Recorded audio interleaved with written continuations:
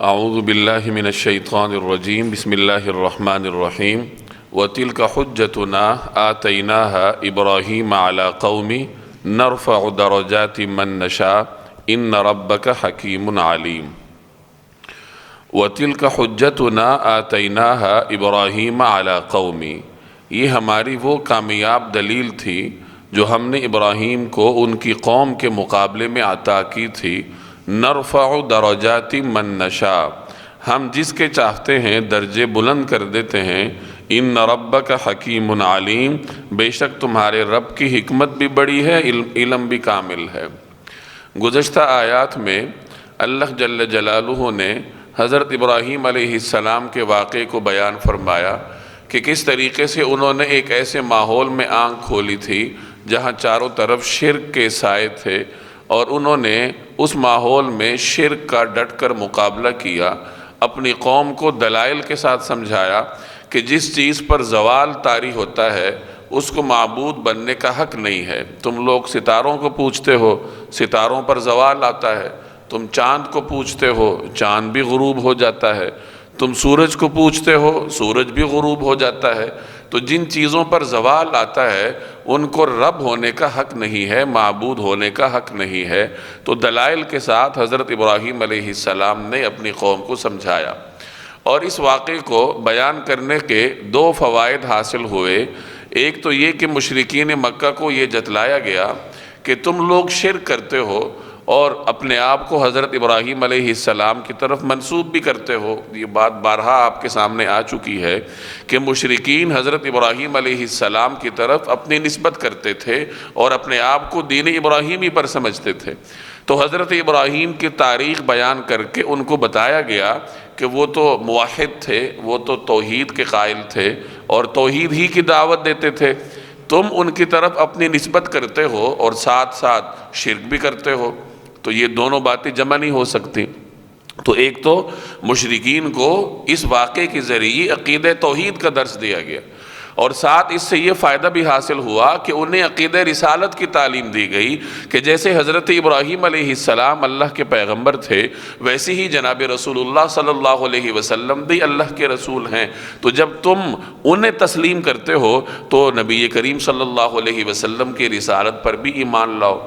تو آج جو ہم آیات پڑھیں گے اس میں حضرت ابراہیم علیہ السلام ہی کے واقعے کا تسلسل ہے، اور ان آیات میں ہمیں یہ پیغام دیا جائے گا کہ حضرت ابراہیم علیہ السلام نے جب اللہ کے لیے اپنی قوم کو چھوڑا اور اپنے خاندان کو چھوڑا تو اللہ جل جلالہ نے ان کو ایسا نوازا کہ جہاں انہوں نے اپنا خاندان چھوڑا تو وہاں اللہ نے اس کے بدلے میں انہیں ایسی اولاد عطا کی جن کو اللہ نے نبوت سے سرفراز فرمایا تھا۔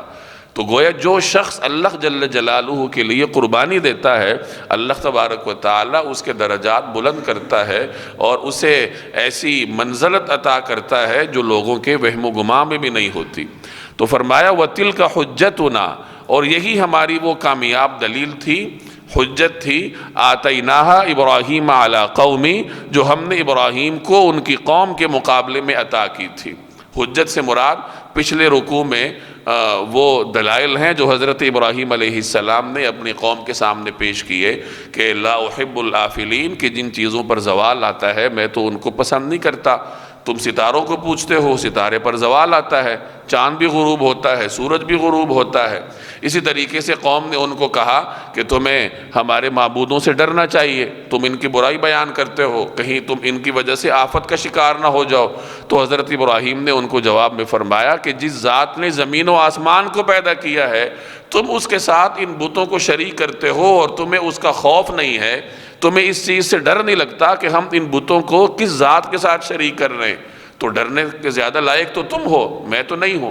تو اس طریقے سے وہ جو دلائل حضرت ابراہیم نے بیان کیے وہ حجت سے مراد وہ ہیں کہ یہی ہماری وہ کامیاب حجت تھی جو ہم نے حضرت ابراہیم علیہ السلام کو عطا کی۔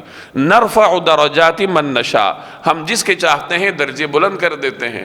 حضرت ابراہیم علیہ السلام کو اللہ نے بلند درجات سے نوازا تھا، انہیں نبی بنایا، خلیل اللہ بنایا، اور اور حضرت ابراہیم علیہ السلام کو اللہ نے منصب امامت سے سرفراز فرمایا، اور ان کی اولاد میں اللہ نے سینکڑوں بلکہ ہزاروں انبیاء پیدا فرمائے۔ تو یہ تمام وہ بلندیاں تھیں جو اللہ نے حضرت ابراہیم علیہ السلام کو عطا کی۔ ان ربک حکیم علیم، بے شک آپ کے رب کی حکمت بھی بڑی ہے، علم بھی کامل ہے۔ یعنی اللہ نے یہ جو بلند درجے ان کو عطا فرمائے، یہ اپنی حکمت اور اپنے علم کی بدولت عطا فرمائے۔ اللہ جل جلالہ کو خوب معلوم ہے کہ کس کے درجے بلند کرنے ہیں اور کتنے بلند کرنے ہیں۔ وَوَهَبْنَا لَهُ إِسْحَاقَ وَيَعْقُوبَ كُلًّا هَدَيْنَا وَنُوحًا هَدَيْنَا مِن قَبْلُ وَمِن ذُرِّيَّتِهِ دَاوُودَ وَسُلَيْمَانَ وَأَيُّوبَ وَيُوسُفَ وَمُوسَى وَهَارُونَ وَكَذَلِكَ نَجْزِي الْمُحْسِنِينَ وَزَكَرِيَّا وَيَحْيَى وَعِيسَى وَإِلْيَاسَ كل من الصالحين وإسماعيل واليسع ويونس ولوطا وكلا فضلنا على العالمين ومن آبائهم وذرياتهم وإخوانهم واجتبيناهم وهديناهم إلى صراط مستقيم۔ وَوَهَبْنَا لَهُ إِسْحَاقَ وَيَعْقُوبَ، اور ہم نے ابراہیم کو اسحاق اور یعقوب عطا کیے۔ كُلًّا هَدَيْنَا، ہر ایک کو ہم نے ہدایت دی۔ وَنُوحًا هَدَيْنَا مِن قَبْلُ، اور نوح کو ہم نے پہلی ہی ہدایت دی تھی۔ وَمِن ذُرِّيَّتِهِ، اور ان کی اولاد میں سے داود و سلیمان و ایوب و یوسف و موسیٰ و ہارون، داود اور سلیمان، ایوب، یوسف، موسیٰ اور ہارون کو بھی۔ وَكَذَلِكَ نَجْزِي الْمُحْسِنِينَ، اور اسی طرح ہم نیک کام کرنے والوں کو بدلہ دیتے ہیں۔ وَزَكَرِيَّا وَيَحْيَى وَعِيسَى وَإِلْيَاسَ، اور زکریا، یحییٰ، عیسیٰ اور الیاس کو بھی۔ كُلٌّ مِّنَ الصَّالِحِينَ، یہ سب نیک لوگوں میں سے تھے۔ وَإِسْمَاعِيلَ وَالْيَسَعَ وَيُونُسَ وَلُوطًا، نیز اسماعیل، الیسع، یونس اور لوط کو بھی۔ وَكُلًّا فَضَّلْنَا عَلَى الْعَالَمِينَ، اور ان سب کو ہم نے دنیا جہان کے لوگوں پر فضیلت بخشی تھی۔ وَمِنْ آبَائِهِمْ، اور ان کے باپ دادوں، وَذُرِّيَّاتِهِمْ، ان کی اولادوں، وَإِخْوَانِهِمْ، اور ان کے بھائیوں میں سے۔ وَاجْتَبَيْنَاهُمْ وَهَدَيْنَاهُمْ إِلَى صِرَاطٍ مُسْتَقِيمٍ، اور ہم نے ان سب کو منتخب کر کے راہ راست تک پہنچا دیا تھا۔ ان آیات میں اللہ نے 18 انبیاء کا ذکر فرمایا، اور ان میں سے 14 انبیاء حضرت ابراہیم علیہ السلام کی اولاد میں سے تھے۔ تو گویا کہ مشرکین کو یہ باور کروایا گیا کہ جس طریقے سے حضرت ابراہیم علیہ السلام کی اولاد میں اللہ تبارک و تعالی نے ان تمام انبیاء کو مبعوث فرمایا، اور حضرت ابراہیم علیہ السلام کے تم بھی قائل ہو، تو اسی طریقے سے جناب رسول اللہ صلی اللہ علیہ وسلم کو بھی اللہ نے مبعوث فرمایا ہے۔ اور جب ابراہیم علیہ السلام کی رسالت کے تم قائل ہو تو پھر نبی کریم صلی اللہ علیہ وسلم کی رسالت کو بھی تسلیم کرو۔ تو عقیدہ رسالت کو سمجھانے کے لیے اللہ تبارک و تعالی نے ان تمام انبیاء علیہ السلام کا نام لیا۔ تو فرمایا وَوَهَبْنَا لَهُ إِسْحَاقَ وَيَعْقُوبَ، اور ہم نے ابراہیم کو اسحاق اور یعقوب عطا کیے۔ حضرت ابراہیم علیہ السلام پر اللہ نے جو نعمتیں کی تھیں، یہاں ان نعمتوں کا ذکر ہو رہا ہے، اور ان نعمتوں میں یہ ایک بہت بڑی نعمت تھی کہ اللہ نے ان کی اولاد میں انبیاء کو مبعوث فرمایا، ان کے بہت ساری اولاد کو اللہ نے نبی بنایا۔ تو اسی نعمت کی طرف اشارہ ہے کہ ہم نے انہیں اسحاق اور یعقوب عطا کیے۔ حضرت اسحاق حضرت ابراہیم علیہ السلام کے بیٹے ہیں، اور حضرت یعقوب حضرت ابراہیم علیہ السلام کے پوتے ہیں۔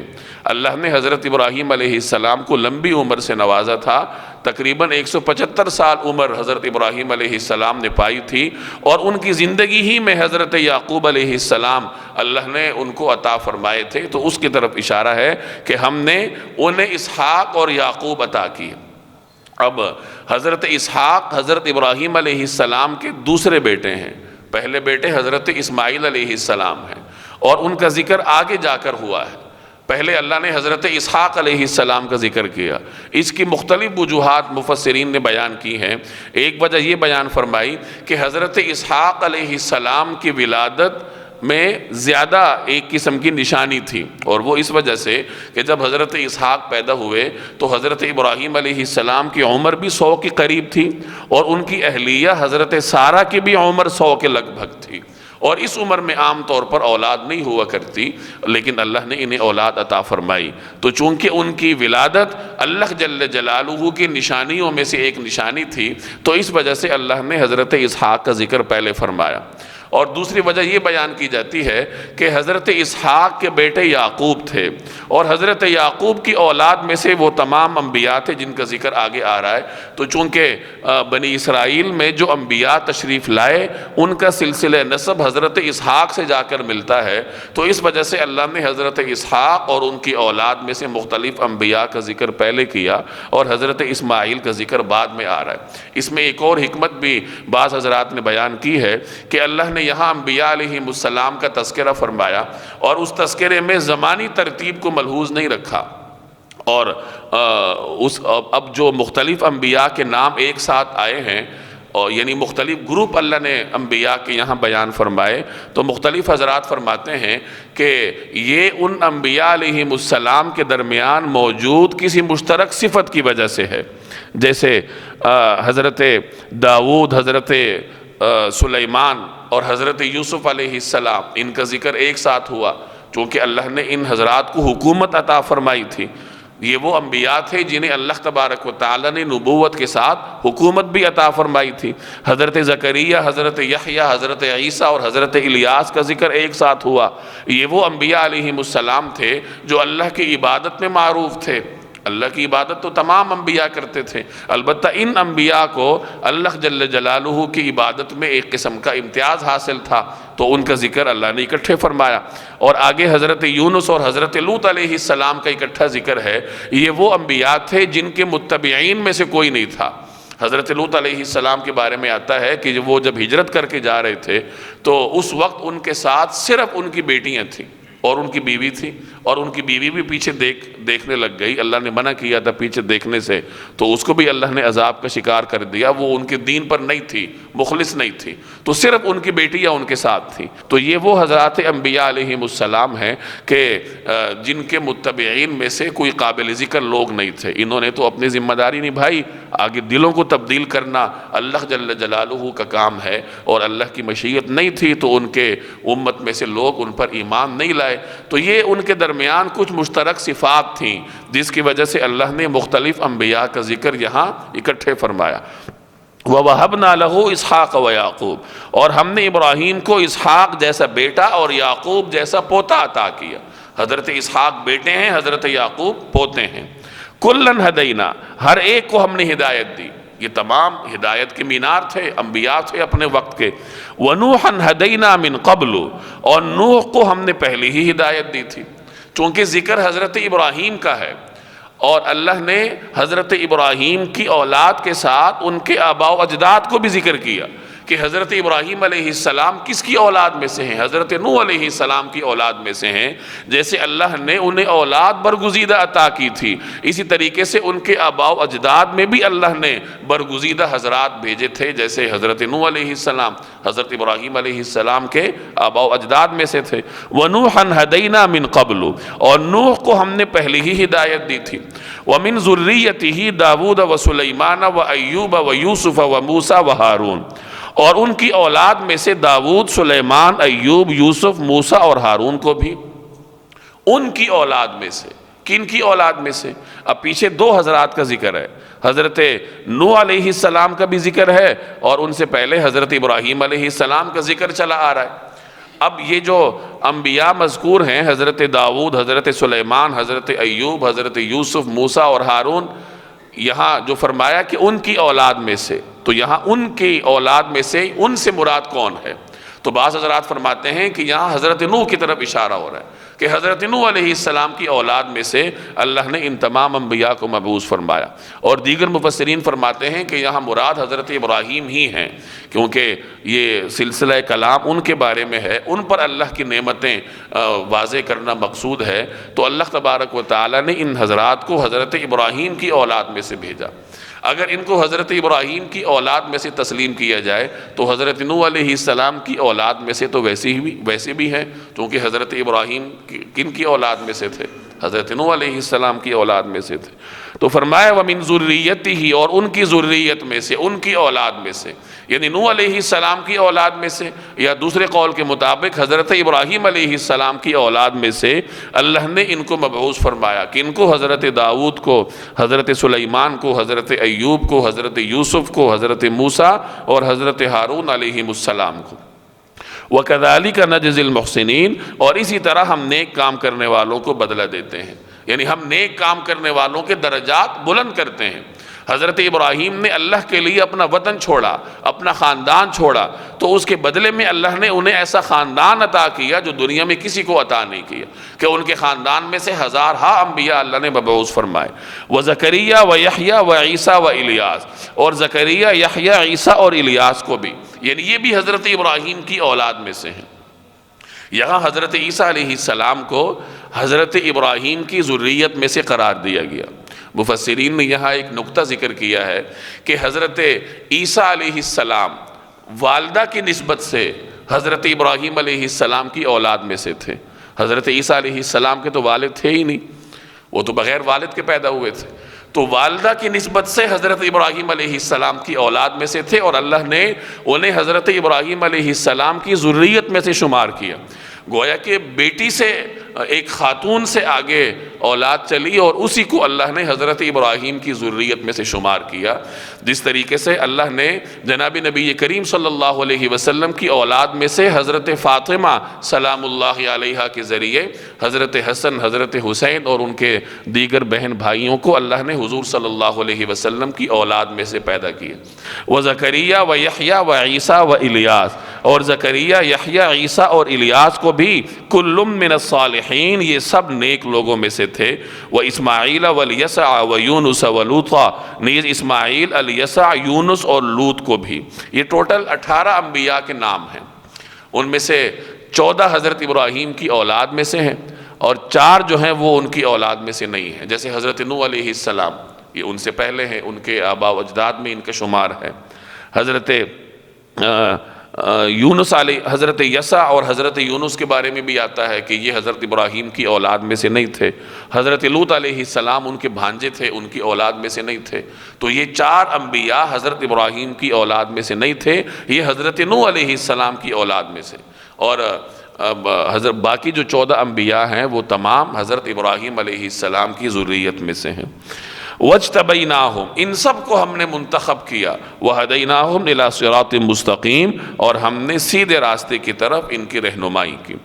ذَلِكَ هُدَى اللَّهِ يَهْدِي بِهِ مَن يَشَاءُ مِنْ عِبَادِهِ وَلَوْ أَشْرَكُوا لَحَبِطَ عَنْهُمْ مَا كَانُوا يَعْمَلُونَ۔ ذَلِكَ هُدَى اللَّهِ، یہ اللہ کی دی ہوئی ہدایت ہے، یہدی بہ من یشاء من عبادی، جس کے ذریعے وہ اپنے بندوں میں سے جس کو چاہتا ہے راہ راست تک پہنچا دیتا ہے۔ وَلَوْ أَشْرَكُوا، اور اگر وہ شرک کرنے لگتے، لَحَبِطَ عَنْهُمْ مَا كَانُوا يَعْمَلُونَ، تو ان کے سارے اعمال ضائع ہو جاتے۔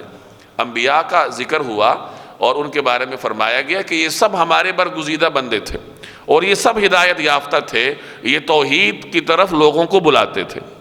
اب آگے فرض محال کے طور پر ایک بات ارشاد فرمائی گئی کہ اگر یہ برگزیدہ شخصیات بھی شرک کرنے لگ جاتی تو ہم ان کے بھی اعمال ضائع کر دیتے۔ گویا شرک ایک ایسی بری بیماری ہے کہ جو بھی اس کا شکار ہوگا تو اس کے سلسلہ نسب کو نہیں دیکھا جاتا کہ یہ کتنے برگزیدہ سلسلہ نسب کے ساتھ جڑا ہوا ہے، بلکہ شرک انسان کی ہر چیز کو ضائع کر دیتا ہے۔ اب انبیاء علیہ السلام سے تو شرک کا صدور ناممکن ہے، لیکن مشرکین کے سامنے شرک کی قباحت کو ظاہر کرنے کے لیے اس ناممکن کو فرض کر کے ایک پیغام دیا گیا کہ اگر یہ بھی کرنے لگ جاتے تو ہم ان کے ساتھ بھی یہ سلوک کرتے تو تم کس کھیت کی مولی ہو۔ تو مشرکین کو شرک کی قباحت سمجھانے کے لیے اللہ تبارک و تعالی نے یہ اسلوب اختیار فرمایا۔ اولئک الذین آتیناہم الکتاب والحکم والنبوۃ فإن یکفر بها هؤلاء فقد وکلنا بها قوما لیسوا بها بکافرین۔ اولئک الذین آتیناہم الکتاب والحکم والنبوۃ، یہ وہ لوگ تھے جن کو ہم نے کتاب، حکمت اور نبوت عطا کی تھی۔ فإن یکفر بها هؤلاء، اب اگر یہ لوگ اس کا انکار کریں، فقد وکلنا بها قوما لیسوا بها بکافرین، تو اس کے ماننے کے لیے ہم نے ایسے لوگ مقرر کر دیے ہیں جو اس کے منکر نہیں ہیں۔ انبیاء علیہ السلام کا ذکر فرمایا اور آگے اللہ نے بیان فرمایا کہ ہم نے ان کو کتاب، حکمت اور نبوت سے سرفراز فرمایا تھا۔ کتاب اللہ نے انبیاء کو عطا کی، کچھ انبیاء ایسے تھے جنہیں مستقل کتاب ملی، مستقل شریعت ملی، اور کچھ انبیاء ایسے تھے جنہیں مستقل کتاب اور مستقل شریعت نہیں ملی، بلکہ ان کو گزشتہ کتاب اور گزشتہ شریعت کی تبلیغ کا پابند کیا گیا۔ اور اسی طریقے سے حکم سے مراد کیا ہے؟ کچھ حضرات نے اس سے مراد شریعت لی ہے کہ اللہ نے ان انبیاء علیہم السلام کو شریعت عطا کی تھی۔ اس کی تفصیل بھی وہی ہے کہ کچھ حضرات کو اللہ نے مستقل شریعت دی اور کچھ حضرات کو اللہ نے سابقہ شریعت کی تبلیغ کرنے پر مامور کیا، اور کچھ حضرات نے حکم سے مراد حکومت لی ہے۔ اس کی بھی وہی تفصیل ہوگی کہ اللہ نے کچھ انبیاء علیہم السلام کو حکومت عطا فرمائی تھی، جیسے حضرت داؤد علیہ السلام ہے، حضرت سلیمان علیہ السلام ہے، اور کچھ حضرات نے حکم سے مراد فہم لیا تھا کہ اللہ نے ان حضرات کو فہم سے نوازا تھا، اور فہم تمام انبیاء علیہم السلام کے اندر کامل درجے کا اللہ نے رکھا ہے۔ نبوت اللہ نے تمام انبیاء کو عطا فرمائی تھی کہ اس منصب سے اللہ نے ہر نبی کو سرفراز فرمایا۔ فَإِن يَكْفُرْ بِهَا هَؤُلَاءِ، اب اگر یہ لوگ اس کا انکار کریں، اب یہاں سے روئے سخن قریش کی طرف مڑ رہا ہے۔ اللہ نے تمام کچھ انبیاء علیہم السلام کا ذکر کیا، اب آگے قریش کو کہا جا رہا ہے کہ اگر تم لوگ جناب رسول اللہ صلی اللہ علیہ وسلم کی رسالت کو نہیں مانتے تو ہم کچھ ایسے لوگ پیدا کر دیں گے جو اس کو تسلیم کریں گے۔ چونکہ وہ حضرت ابراہیم کے قائل تھے تو اللہ نے حضرت ابراہیم علیہ السلام کی رسالت اور ان کی اولاد میں سے مختلف انبیاء کا نام ان کے سامنے لیا اور کہا کہ اگر اب بھی تم نہیں مانتے، اب بھی اگر تم عقیدہ رسالت کے بارے میں شکوک اور شبہات کا شکار ہو تو اس سے بڑی بدبختی کوئی نہیں ہے، ہم پھر کسی اور قوم کو کھڑا کر دیں گے اور وہ رسول اللہ صلی اللہ علیہ وسلم کی رسالت کو تسلیم کریں گے۔ چنانچہ جب مکہ والوں کو آپ صلی اللہ علیہ وسلم نے ہر ممکن طریقے سے تبلیغ کر دی، ان پر حجت تمام کر دی، اور وہ بڑے بڑے سردار مسلمان نہیں ہو رہے تھے، تو اللہ نے اسلام کے مرکز کے طور پر یثرب کا انتخاب فرمایا جہاں انصار تھے۔ نبی کریم صلی اللہ علیہ وسلم کو ایک ایسے خطہ زمین کی تلاش تھی جو اسلام کا مرکز بنے۔ جب قریش سے آپ ایک طرح کے مایوس ہو گئے اور ان پر حجت تمام کر دی تو اس کے بعد آپ صلی اللہ علیہ وسلم طائف تشریف لے گئے کہ شاید وہ لوگ مسلمان ہو جائے، اور طائف کے خطے کی قسمت میں اللہ جل جلالہ اسلام کا مرکز ہونا لکھ دے، لیکن طائف کے سرداروں نے بھی بدبختی کا مظاہرہ کیا، تو پھر آپ صلی اللہ علیہ وسلم نے یثرب والوں کو دعوت دی۔ انصار کے لیے اللہ نے یہ سعادت لکھی ہوئی تھی، چنانچہ وہ مسلمان ہو گئے اور بڑی جلدی یثرب میں اسلام پھیلا، اور بعد میں وہی یثرب مدینۃ الرسول بن گیا جو قیامت تک مدینہ منورہ کے نام سے جانا جاتا ہے۔ تو اللہ فرما رہا ہے کہ اگر یہ لوگ انکار کرتے ہیں تو ہم پھر ایسی قوم کو مقرر کر دیں گے جو اس کے منکر نہیں ہیں۔ مراد صحابہ کرام ہیں۔ اللہ نے صحابہ کرام کو نبی کریم صلی اللہ علیہ وسلم کی رسالت کا پیغام آگے پہنچانے کے لیے منتخب فرمایا تھا۔ فَإِن يَكْفُرْ بِهَا هَؤُلَاءِ، اب اگر یہ عرب کے لوگ نبوت کا انکار کرتے ہیں، نبی کریم صلی اللہ علیہ وسلم کی رسالت کا انکار کرتے ہیں، تو کچھ پرواہ مت کیجئے۔ کیوں؟ فَقَدْ وَكَّلْنَا بِهَا قَوْمًا، اس کے ماننے کے لیے یعنی عقیدہ رسالت کو تسلیم کرنے کے لیے ہم نے ایسے لوگ مقرر کر دیے ہیں لَيْسُوا بِهَا بِكَافِرِينَ، جو اس کے منکر نہیں ہیں۔ أُولَٰئِكَ الَّذِينَ هَدَى اللَّهُ فَبِهُدَاهُ مُقْتَدِي قُلْ لَا أَسْأَلُكُمْ عَلَيْهِ أَجْرًا إِنْ هُوَ إِلَّا ذِكْرًا لِلْعَالَمِينَ۔ أُولَٰئِكَ الَّذِينَ هَدَى اللَّهُ، یہ لوگ وہ تھے جن کو اللہ نے ہدایت کی تھی، ہدایت دی تھی۔ فَبِهُدَاهُ مُقْتَدِي، لہٰذا آپ بھی انہی کے راستے پر چلیے۔ قل کہہ دیجئے لا أسألكم علیہ اجرا، میں تم سے اس پر کوئی اجرت نہیں مانگتا۔ ان هو الا ذکرى للعالمین، یہ تو دنیا جہان کے سب لوگوں کے لیے ایک نصیحت ہے اور بس۔ گزشتہ آیات میں انبیاء کا ذکر ہوا، اب اللہ جل جلالہ اس آیت میں جناب رسول اللہ صلی اللہ علیہ وسلم کو ہدایت فرما رہے ہیں کہ یہ جو انبیاء علیہم السلام تھے یہ برگزیدہ شخصیات تھیں، اللہ کی جانب سے ہدایت پر تھیں، اور ان کا جو راستہ تھا آپ بھی اسی راستے پر چلیے، اسی راستے کی اتباع کیجیے۔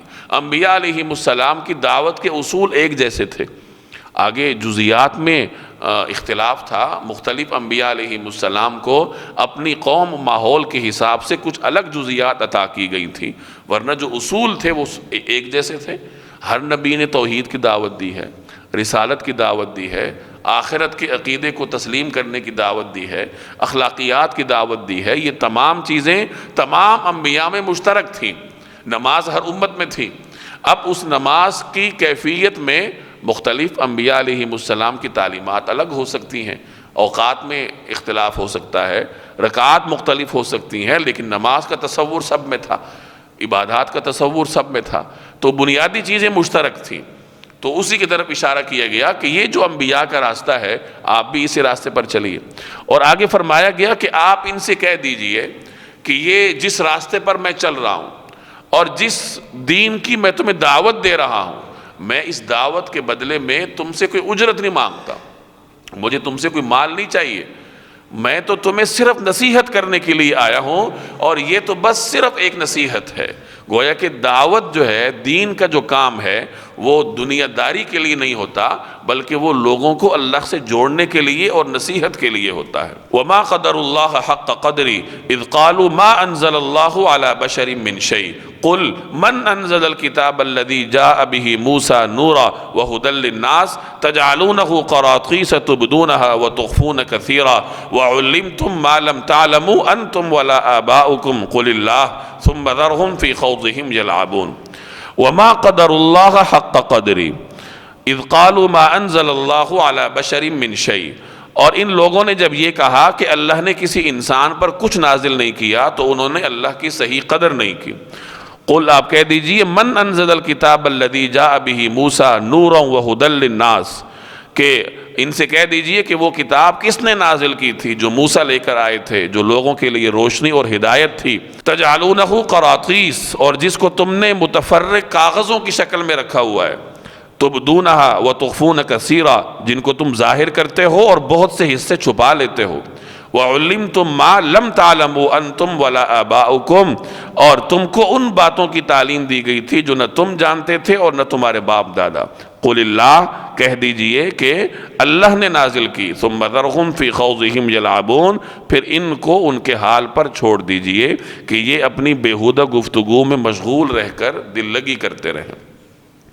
بعض یہود نے یہ کہا تھا، نبی کریم صلی اللہ علیہ وسلم کی مخالفت میں حد سے بڑھ کر یہ کہا تھا کہ اللہ نے کسی انسان پر سرے سے کچھ نازل ہی نہیں کیا، اللہ نے کسی انسان کو نبی بنا کر بھیجا ہی نہیں۔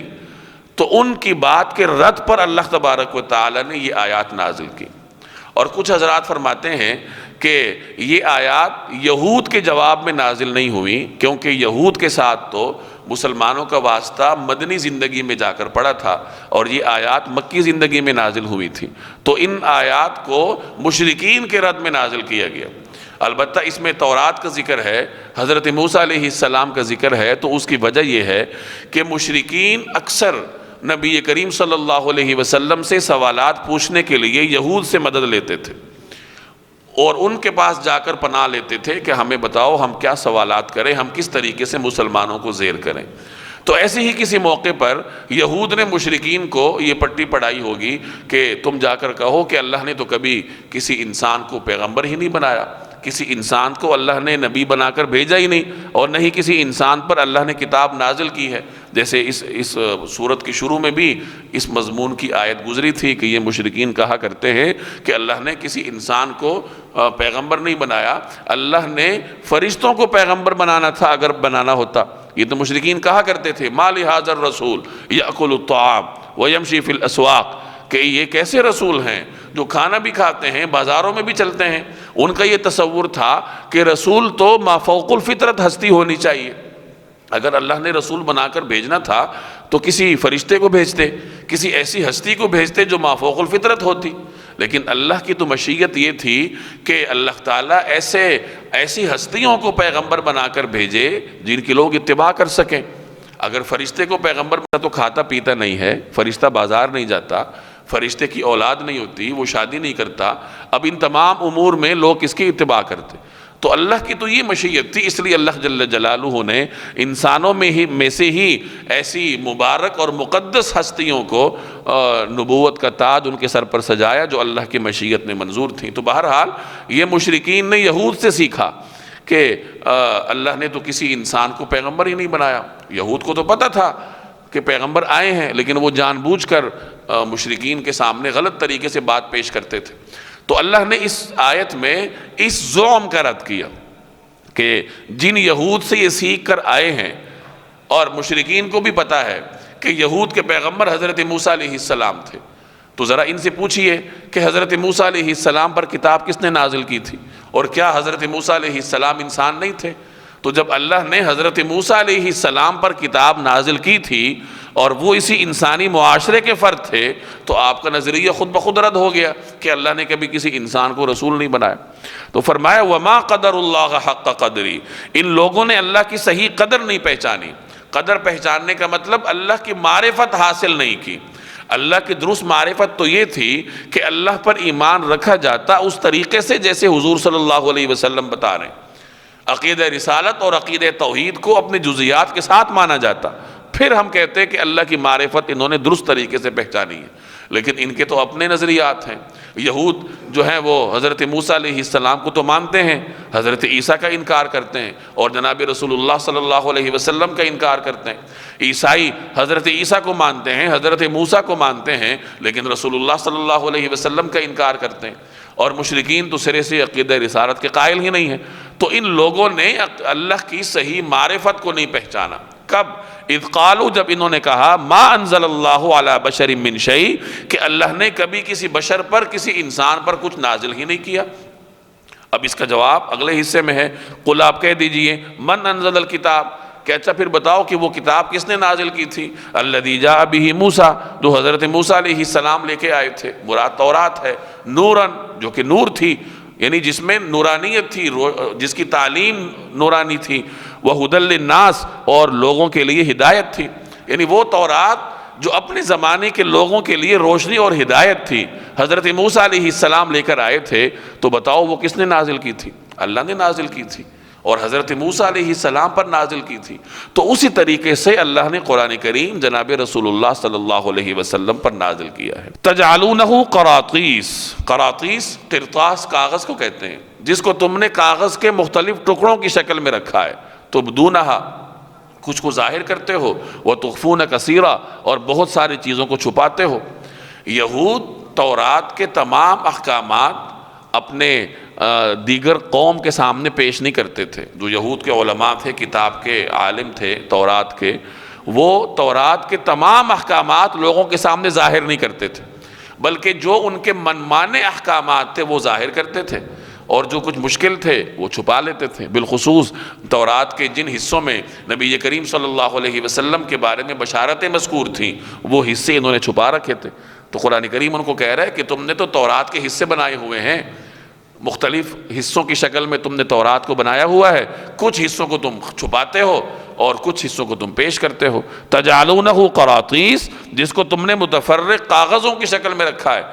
تبدونہا، جن میں سے کچھ کو ظاہر کرتے ہو، وتخفون کثیرا، اور بہت سے حصے چھپا لیتے ہو۔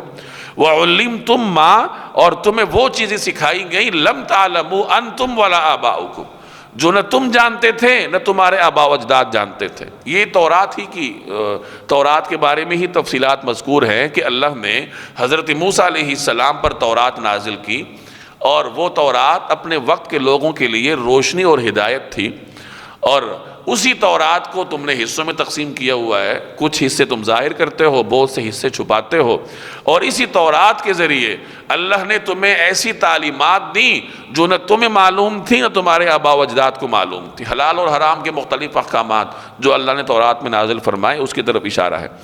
اب ان سے پوچھئے کہ ان اوصاف کی حامل تورات جو کتاب تھی وہ کس نے نازل کی ہے؟ اور پھر خود ہی فرما دیجئے، قل فرما دیجئے اللہ نے نازل کی ہے۔ اور چونکہ انہوں نے ماننا تو ہے نہیں، تو اس کے بعد ان کو چھوڑ دیجئے کہ یہ اپنی مستیوں میں لگے رہیں، ثم ذرہم، اور پھر ان کو چھوڑ دیجئے فی خوضہم یلعبون، کہ وہ اپنی بیہودہ گفتگو میں مشغول رہ کر دل لگی کرتے رہیں۔ یلعبون کھیلنے کو کہتے ہیں، کہ اپنے فضول کاموں میں لگ کر یہ کھیلتے رہیں، سنجیدہ گفتگو تو ان کو پسند نہیں ہے۔ وَهَذَا كِتَابٌ أَنزَلْنَاهُ مُبَارَكٌ مُصَدِّقُ الَّذِي بَيْنَ يَدَيْهِ وَلِتُنذِرَ أُمَّ الْقُرَىٰ وَمَنْ حَوْلَهَا وَالَّذِينَ يُؤْمِنُونَ بِالْآخِرَةِ يُؤْمِنُونَ بِهِ وَهُمْ عَلَىٰ صَلَاتِهِمْ يُحَافِظُونَ۔ وَهَذَا كِتَابٌ أَنزَلْنَاهُ، اور یہ کتاب جو ہم نے نازل کی ہے مبارکن، بڑی بابرکت ہے، مصدق الذی بین یدی، جو اپنے سے پچھلی آسمانی کتابوں کی تصدیق کرنے والی ہے، وَلِتُنذِرَ أُمَّ الْقُرَىٰ وَمَنْ حَوْلَهَا، تاکہ آپ اس کے ذریعے بستیوں کے مرکز اور اس کے ارد گرد کے لوگوں کو خبردار کریں، وَالَّذِينَ يُؤْمِنُونَ بِالْآخِرَةِ يُؤْمِنُونَ بِهِ، اور جو لوگ آخرت پر ایمان رکھتے ہیں وہ اس پر بھی ایمان رکھتے ہیں، وَهُمْ عَلَىٰ صَلَاتِهِمْ يُحَافِظُونَ، اور وہ اپنی نماز کی پوری نگہداشت کرتے ہیں۔ پچھلی آیت میں تورات کا ذکر ہوا کہ اللہ نے تورات نازل کی تھی، تو جس طریقے سے تورات اللہ نے نازل کی تھی اسی طریقے سے قرآن کریم بھی اللہ نے نازل کیا ہے۔ تو اس آیت میں قرآن کریم کی حقانیت کا بیان ہے کہ یہ کتاب جو ہم نے نازل کی، وَهَذَا كِتَابٌ أَنزَلْنَا، کہ یہ جو قرآن کریم ہم نے نازل کیا ہے مبارک، یہ بابرکت کتاب ہے۔ جس طریقے سے تورات اپنے زمانے کے لیے نور تھی، ہدایت تھی، اسی طریقے سے قرآن کریم اپنے لوگوں کے لیے نور اور ہدایت ہے۔ رسول اللہ صلی اللہ علیہ وسلم کے بعثت سے لے کر قیامت تک کے آنے والے ہر فرد کے لیے اگر کہیں ہدایت ہے تو وہ صرف اور صرف قرآن کریم میں ہے۔ مصدق الذی بین یدی، اور اپنے سے پچھلی کتابوں کی تصدیق کرنے والی ہے۔ تورات ہے، زبور ہے، انجیل ہے، اور جتنے اللہ نے صحائف نازل کیے قرآن کریم ان سب کی تصدیق کرتا ہے، اور مسلمان اس بات کا پابند ہوتا ہے کہ وہ تمام کتابوں پر ایمان رکھے۔ وَلِتُنذِرَ أُمَّ الْقُرَىٰ، اور تاکہ آپ خبردار کریں ام القریٰ کے لوگوں کو۔ ام القریٰ سے مراد بستیوں کی ماں، قریٰ قریہ کی جمع ہے، یعنی بستیوں کا مرکز مراد مکہ مکرمہ ہے۔ مکہ مکرمہ ہر اعتبار سے مرکز ہے، جغرافیائی اعتبار سے بھی مرکز ہے۔ مکہ مکرمہ یہ زمین کی ناف کہلاتا ہے، کیونکہ یہاں سے اللہ تبارک و تعالیٰ نے زمین کو بچھانا شروع کیا تھا، اور کائنات کا جو پہلا پہاڑ ہے وہ بیت اللہ کے سامنے جبل ابو قبیس ہے، یہیں سے اللہ تبارک و تعالیٰ نے پہاڑوں کے سلسلے کو شروع فرمایا تھا۔ تو مکہ مکرمہ جغرافیائی طور پر بھی پوری زمین کا مرکز ہے، اور روحانی اعتبار سے بھی مرکز ہے کہ وہ دین اسلام کا مرکز ہے۔ وہیں سے ہی دین اسلام کی جو شمع ہے وہ اللہ تبارک و تعالیٰ نے روشن کی، اور یہ ایسا علاقہ ہے جہاں اللہ کو دین اسلام کے سوا کوئی دین منظور نہیں ہے۔ اس علاقے میں کوئی دوسرا عقیدے والا نہیں رہ سکتا، صرف اور صرف موحدین اور مسلمان ہی اس مرکز رشد و ہدایت میں رہ سکتے ہیں۔ تو اسی طرف مکہ کی ان صفات کی طرف اشارہ کرنے کے لیے یہ لفظ استعمال فرمایا ام القریٰ، کہ جو بستیوں کا مرکز ہے۔ قرآن کریم ہم نے اس لیے نازل کیا تاکہ آپ مکہ مکرمہ کے رہنے والے ومن حولہا، اور جو اس کے ارد گرد ہیں، ان سب کو دین کا پیغام پہنچائیں، ان کو خبردار کریں۔ والذین یؤمنون بالآخرۃ یؤمنون بہ، اور جو آخرت پر ایمان رکھتے ہیں وہ اس قرآن کریم پر بھی ایمان رکھیں گے، اور وہ اپنی نماز کی حفاظت کرنے والے ہوں گے۔ گویا کہ یہ تین چیزیں آپس میں لازم ملزوم ہیں۔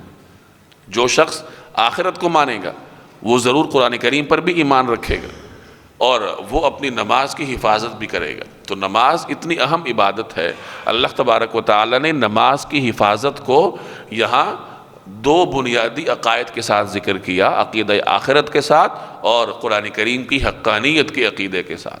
اور نماز کی حفاظت کا یہ مطلب نہیں ہے کہ بس جلدی جلدی نماز پڑھ لی جائے بھاگ دوڑ میں۔ نماز کی حفاظت کا یہ مطلب ہے کہ بر وقت پڑھی جائے۔ اذان بلانے کے لیے ہوتی ہے، اور جس وقت اذان ہوتی ہے تو اس کے بعد مسلمان کو یہ زیب نہیں دیتا کہ وہ دیگر کاموں میں مصروف رہے۔ جب ایک مرتبہ اللہ کی طرف بلانے والا یہ اعلان کر دیتا ہے کہ حی علی الفلاح، کہ آؤ کامیابی کی طرف، تو پھر اس بات کو تسلیم کرنا چاہیے کہ کامیابی اگر ہے تو وہ اس نماز میں ہے جس کی طرف یہ مجھے بلا رہا ہے۔ اب اس ندا کے بعد کامیابی دکان میں نہیں ہے، دفتر میں نہیں ہے، گھر میں نہیں ہے، کہیں پر بھی نہیں ہے، صرف اور صرف مسجد میں ہے۔ تو ندا اسی لیے ہوتی ہے کہ اس کے بعد انسان تمام کاموں کو چھوڑے، بر وقت مسجد جائے، وضو کرے، اور وضو کرنے کے بعد نوافل پڑھے، سنتیں پڑھے، فرائض سے